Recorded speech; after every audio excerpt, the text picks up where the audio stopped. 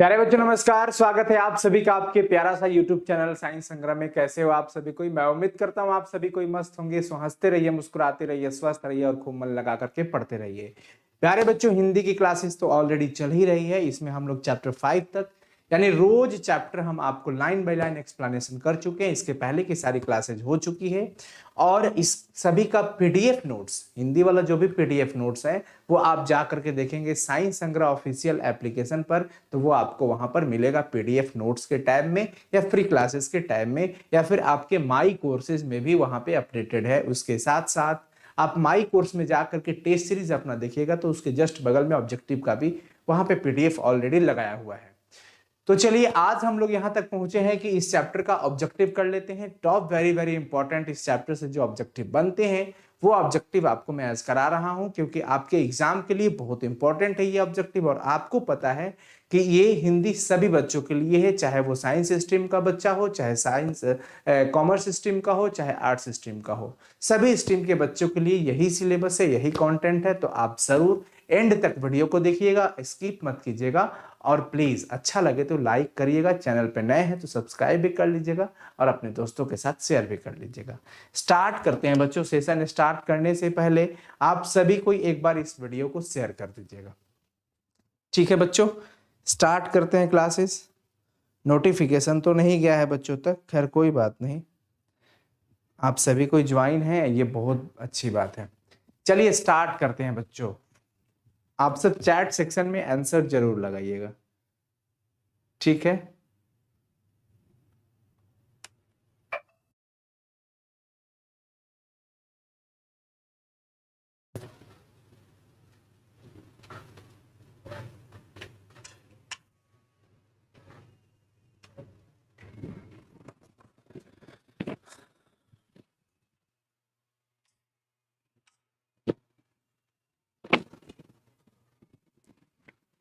चलो बच्चों स्टार्ट करते हैं। और ये पहला क्वेश्चन जस्ट आपके सामने है कि यह पाठ रोज क्या है। हम लोग अभी सिर्फ और सिर्फ अपने कंटेंट पे ध्यान रखेंगे और वीडियो में जो भी बातें हो रही है इस पर डिस्कशन करेंगे। आप सभी को वीडियो को लाइक कर दीजिएगा जरूर। चलिए स्टार्ट करते हैं। यह पाठ रोज क्या है। रोज अगे जी के द्वारा रचित एक क्या है बच्चों? एकांकी है कि कहानी है कि निबंध है, आप सभी बताएंगे। रोज चैप्टर क्या है, फटाफट से सभी कोई बताइएगा। चलिए, वैसे भी हमने जो आपको ट्रिक बताया था वो ट्रिक कि वह रोज तिरछी नजरों से कहता था कि नारी की बात सदा गीत और लेख से बंधा होता है, बंदी होती है। ये बात हम लोग ऑलरेडी 2 बार 3 बार वीडियो में डिस्कस कर चुके हैं। तो रोज कहता था, रोज कहानी, कहना मतलब कहानी से याद रखिएगा। रोज जो चैप्टर है बच्चों वो क्या है? कहानी है। ट्रिक ऑलरेडी आपके साथ मैं बता चुका हूं। तो पहला का बी। सेकंड क्वेश्चन है कि इस पाठ के लेखक कौन है। रोज चैप्टर के लेखक कौन है, रचनाकार कौन है?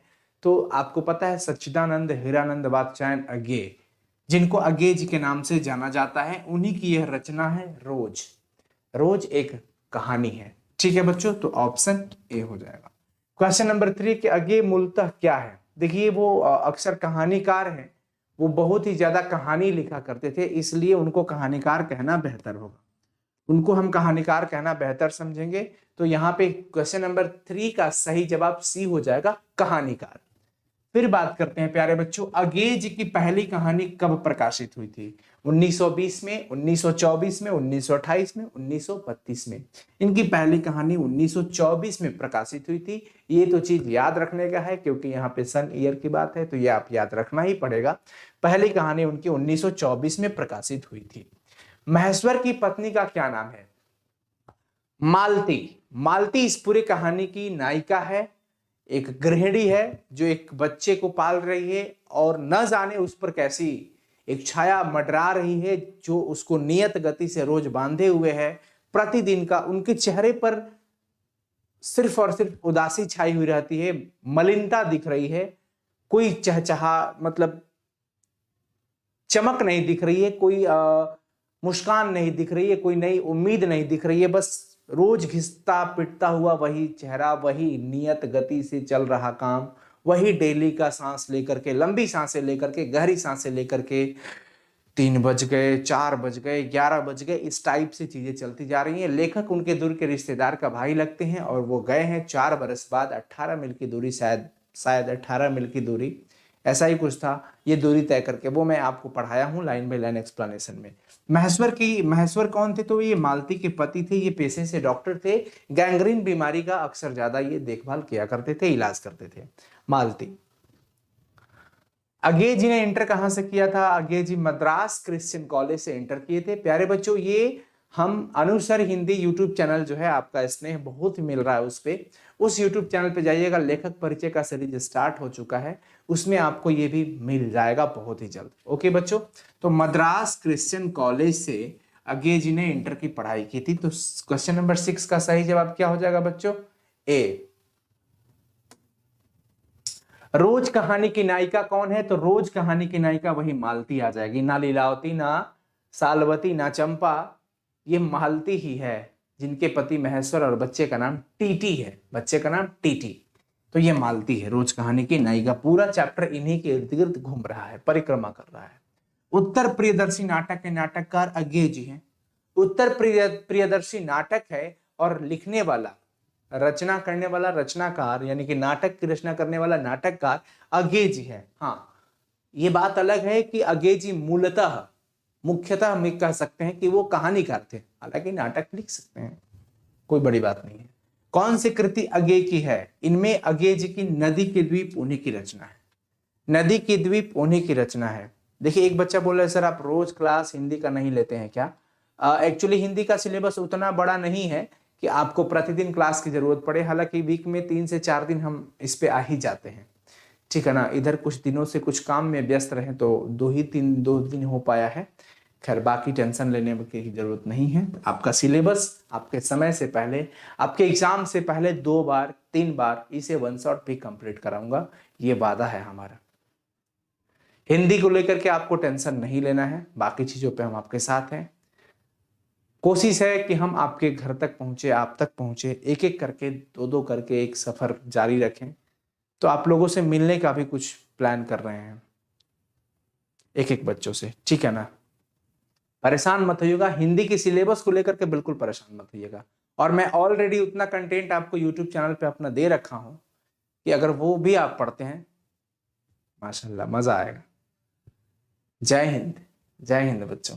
नदी के द्वीप, क्वेश्चन नंबर 9। क्वेश्चन नंबर 10 है, कौन सी कृति अज्ञे की नहीं है? इसमें कौन है जो अज्ञे की नहीं है? पल्लव इनकी नहीं है, बाकी उन्हीं की रचना है। और ये जो देख रहा है ना, कितनी नावों में कितनी बार, इन पर तो उनको पुरस्कार भी मिला है, उनको सम्मानित भी किया गया है इस रचना पे। पल्लव उनकी रचना नहीं है। अगला आता है शेखर। शेखर एक जीवनी किस विधा की कृति है? शेखर एक जीवनी निबंध है, आलोचना है, उपन्यास है कि जीवनी है? बताएंगे। शेखर एक जीवनी बच्चों ये उपन्यास है। क्या है? उपन्यास। बाकी बच्चों का क्या आ रहा है कमेंट्स? फोकस करें बच्चों स्टडी पे, चैट पे नहीं। हाँ बिल्कुल बिल्कुल सही बात है बच्चों, आप परेशान मत होइएगा, आप बिल्कुल परेशान मत होइएगा। चलो बच्चों ये आगे बढ़ते हैं फिर। ये तो हो गया ना, शेखर एक जीवनी क्या है? उपन्यास है, याद रखिएगा इसको। अगला सवाल है, अज्ञे की माता जी का नाम क्या था? बयंती देवी उनकी मम्मी का नाम था। वह इनके पिताजी का नाम था हीरानंद शास्त्री, डॉक्टर हीरानंद शास्त्री। अज्ञे जी के पिताजी का नाम था डॉक्टर हीरानंद शास्त्री, इनकी माता जी का नाम था बयंती देवी। तो ऑप्शन बी याद रखना। रोज कहानी घंटे के किस खड़कन के साथ समाप्त होती है? आपने वो जो हम पढ़ाए हैं कहानी, आप पढ़े होंगे रोज वाला चैप्टर, कुछ ही दिन पहले पढ़ाए थे, प्लेलिस्ट में जाकर के चेक कर लीजिएगा या सर्च कर लीजिएगा यूट्यूब पे, रोज चैप्टर बाय अनुसर, रोज चैप्टर बाय साइंस संग्रह, ऐसे कुछ करके सर्च करिएगा, आ जाएगा। मैं आपको पूरा लाइन बाय लाइन एक्सप्लेन किया हूं। उसमें बताया था कि जब लास्ट एंडिंग होता है तो मालती के मुंह से वही लंबे गहरे सांस लेकर के वही आवाज निकलते हैं, 11 बज गए, यानी बिस्तर तक जाते जाते फाइनली 11 बजे रोज कहानी के चैप्टर भी एंड हो जाता है। रोज कहानी घंटे के किस खड़कन के साथ, कितने बजे के साथ समाप्त होती है भाई?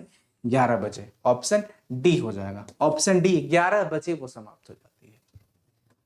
क्वेश्चन नंबर 14 है, रोज कहानी में अतिथि बनकर आता है कौन? रोज कहानी चैप्टर के अंदर जब आप पढ़ोगे तो पहला ये स्टार्टिंग लाइन है कि जैसे मैंने उसके आंगन में गया ऐसा लगा, ये वाली पंक्ति आपको मिलती है कि कोई शाप, मतलब कोई छाया मंडरा रही हो उस घर में। लेखक ने पांव रखते ही बात बताया। लेखक जाते हैं 4 बरस बाद मालती के घर। मालती के लेखक दूर के रिश्ते का भाई लगते हैं, मालती के दूर के रिश्ते का भाई लगते हैं कौन? लेखक, ये लेखक हैं। ठीक है ना बच्चों, ये वही बात है, ऑप्शन सी सही हो जाएगा।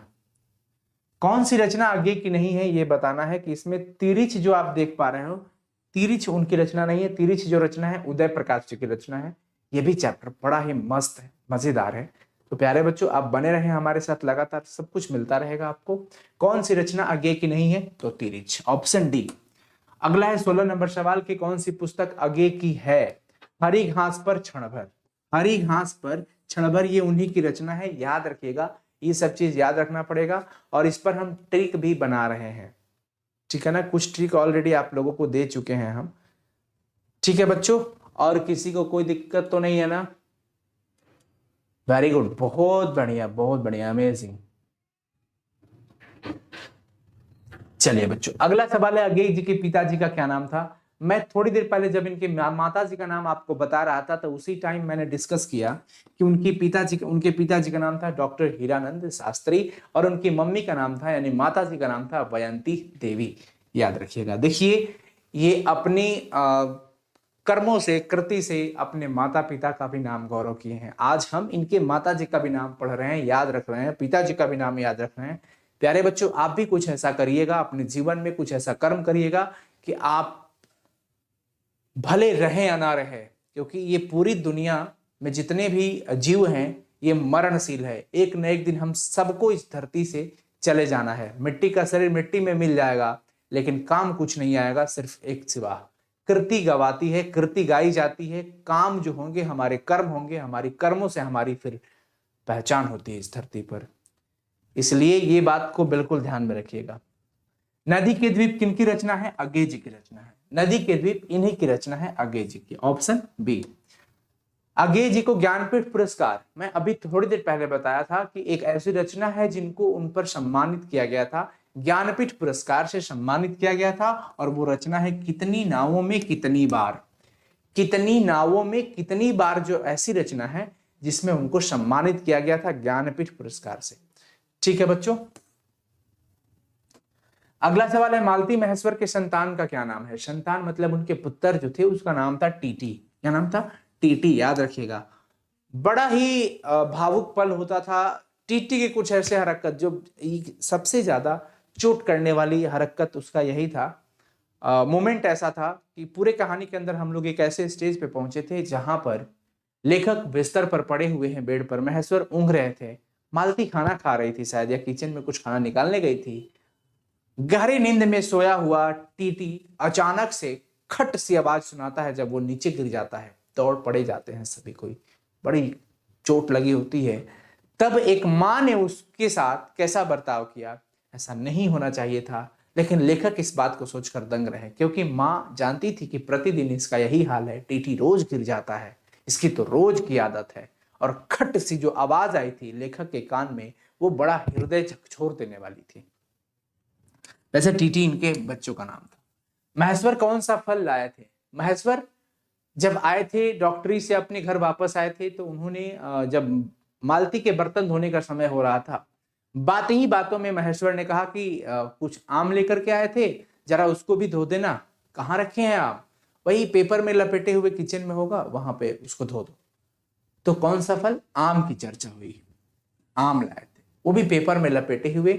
वही पेपर का टुकड़ा मालती सांझ के समय, संजवत का बेरा है, समय है, बेला समय, गद्दबेर है, गोधूली का समय है, उस वक्त वो पेपर के टुकड़े को उलट पलट कर पढ़ रही थी। लेखक इस दृश्य को देखकर आश्चर्य रह गए कि क्या यह वही मालती है जो बचपन में पढ़ाई से कोसों दूर रहा करती थी, पन्ने फाड़ दिया करती थी, अपने पिताजी से बहुत मार खाया करती थी। क्या वो वही मालती है जो आज पन्ने पन्नों के लिए तरसती है पढ़ने के लिए? क्या हम उसी मालती को देख रहे हैं आज? लेखक ये बात सोच करके कुछ पल के लिए आश्चर्य हो गए। वैसे फल कौन सा आया था, आम आया था। 22 मालती के पति क्या थे। मालती के पति जो थे वो डॉक्टर थे बच्चों, ये बात बिल्कुल ध्यान रखिएगा, भूलिएगा मत। और गैंग्रीन बीमारी के डॉक्टर थे ये।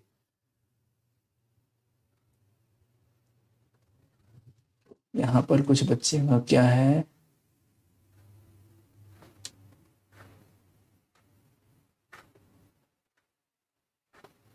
विशाल बाबा, आपका हिंदी का कोर्स पक्का पूरा होगा। वैसे कोर्स तो आप अगर चाहें तो हमारा पिछला कोर्स बहुत सारा पूरा हो चुका है, आप उसे भी देख सकते हैं। तो इसे ये क्यों नहीं पूरा होगा? आप छठे चैप्टर पे चल रहे हैं, पांचवें चैप्टर एंडिंग पे है और आपके पास बहुत ज्यादा चैप्टर नहीं है, एक दिन में एक चैप्टर एंडिंग पे है, तो आप सिलेबस को लेकर के बिल्कुल परेशान मत होइएगा, ठीक है ना। लेखक कितने वर्षों बाद मालती से मिलने आए थे? लेखक 4 वर्ष के बाद मालती से मिलने के लिए आए थे। कितने वर्ष बाद? 4 वर्ष के बाद। लेखक 4 वर्ष बाद मालती से मिलने के लिए आए थे, ऑप्शन बी। मालती के पति किस बीमारी का ऑपरेशन करके आए थे? मालती के पति गैंग्रीन नामक जो बीमारी होता है ना, जो कांटे चुभ जाने से मवाद भर जाते हैं अंदर, तो उस अंग को काटना पड़ जाता है, इसलिए उसको गैंग्रीन यही होता है। तो गैंग्रीन के ये क्या थे बच्चों? डॉक्टर बीमारी क्या था? मालती के पति किस बीमारी? हाँ, गैंग्रीन बीमारी का ऑपरेशन करके आए थे, ऑप्शन सी। अगे जी ने कितनी वर्ष की उम्र में कविता लिखना शुरू किया था? अगे जी जब 10 वर्ष की उम्र में थे तब इनको लेखन कार्य में बड़ा ही इनका रुचि रहा, तो इस वजह से ये 10 वर्ष की उम्र में ही अपना लेखन कार्य स्टार्ट कर दिए थे और लिखना प्रारंभ कर चुके थे, ऑप्शन ए। 26 तार सप्तक का संपादक किसने किया था? संपादक ये अगे जी। अगे का जन्म कब हुआ था? 7 मार्च 1911। 7 मार्च 1911 को अगे जी का जन्म हुआ था, ये बात ध्यान रखिएगा, 7 मार्च 1911। इनमें अगे का नाटक कौन है? उत्तर प्रियदर्शी एक नाटक है और अगे जी की नाटक है। नाटक किनकी है? अगे जी के, उत्तर प्रियदर्शी। अगे जी की पहली कहानी किस पत्रिका में प्रकाशित हुई थी? एक सेवा पत्रिका थी जिनमें इनकी पहली कहानी प्रकाशित हुई थी, सेवा पत्रिका। देखिए यहाँ पे लिखा हुआ पत्रिका सेवा, पत्रिका सेवा में इनकी पहली कहानी प्रकाशित हुई थी बच्चों, तो ऑप्शन सी याद रखिएगा। क्वेश्चन नंबर 30, जो अगे जी ने घर में किस हस्तलिखित पत्रिका का संपादन किया? देखिए अगर इनके घर की हम बात करते हैं तो किस पत्रिका का इन्होंने संपादन किया, ये ध्यान रखिएगा, बहुत इंपॉर्टेंट होता है बच्चों, बहुत इंपॉर्टेंट होता है ये सवाल। पहली कहानी तो इनकी सेवा पत्रिका में प्रकाशित हुई थी, लेकिन घर पर लिखित, देखिए हस्तलिखित पत्रिका का संपादन घर में, हस्तलिखित हाथ से लिखी हुई पत्रिका आनंद बंधु, आनंद बंधु, क्वेश्चन नंबर 30 आनंद बंधु पत्रिका थी, उनका यह संपादन किया, क्वेश्चन नंबर 30 का ऑप्शन बी। उसके बाद लेखक ने किसे गाते हुए महसूस किया था? लेखक ने रात को जब वो सोए थे ना पलंग पर, बिस्तर पर, तो वो ऊपर की ओर देख रहे थे, चांदनी रात, और वृक्ष को गाते हुए उन्होंने महसूस किया। फिर ये बात क्वेश्चन मार्क में लगाते हैं कि क्या सिर्फ मैं ही देख रहा हूं कि सभी दिख रहे हैं? नहीं, ये सिर्फ मैं देख रहा हूं। महेश्वर ऊँघ रहे हैं, टीटी नींद में है, मालती खाना खा रही है। ब्रिज। और ये सवाल है, मालती का जीवन किस प्रकार बहा जा रहा था? मालती का जीवन नियत गति से, यंत्रवत, मशीन की तरह, एक मशीन की तरह, ऐसा लगता है कि मशीन को स्टार्ट कर दो, काम करना प्रारंभ कर देता है, बिल्कुल उसी तरीके की स्थिति हो गई थी मालती की। नियत गति से उनके जीवन चले जा रहे थे, नियत गति से, कांस्टेंट स्पीड से, मतलब आप समझ ही रहे हैं। तो प्यारे बच्चों, ये रहा आज के चैप्टर का ऑब्जेक्टिव सवाल, बहुत इंपॉर्टेंट रहा, आप फुल लेक्चर को जरूर देखिएगा। और फिर मिलते हैं कल फिर मिलते हैं, और कल हम लेकर के आ रहे हैं इस चैप्टर का क्वेश्चन आंसर, ठीक है। और पीडीएफ साइंस संग्रह एप्लीकेशन पर जरूर देखिएगा, माई कोर्सेज में जाकर के देखिएगा, माई कोर्सेज में जाकर के देखिएगा, इधर उधर मत भटकिएगा, माई कोर्सेज में जाकर के देखिएगा। ऑल द वेरी बेस्ट बच्चों, सेशन कैसा रहा जरूर बताइएगा कमेंट सेक्शन में। फिर मिलते हैं अगले क्लास में, तब तक के लिए बहुत शुक्रिया। अपने दोस्तों के साथ जरूर शेयर करिएगा, और भी बेहतर कुछ आपके लिए हम करने जा रहे हैं, टेंशन मत लेना। लगे रहो पढ़ाई में, लगातार मेहनत करते रहिए और खूब मन लगा करके पढ़िए। चैनल पे पहली बार है तो प्लीज सब्सक्राइब कर लीजिएगा चैनल को, शेयर कर दीजिएगा वीडियो को, और लाइक कर लीजिएगा, कमेंट जरूर करिएगा। ओके बच्चों, thank you so much, please like, subscribe and share. All the very best, bye everyone.